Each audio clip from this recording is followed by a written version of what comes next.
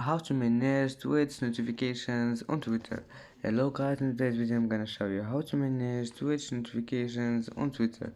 First go to Twitter and then go here and now go down and click settings and privacy and then go down and click this one notifications, click on it and then click this one preferences and then click here push notifications, and as you see here you can manage Twitch notification. Just click on it and turn it off or on if you want, and that's how manage Twitch notifications on Twitter.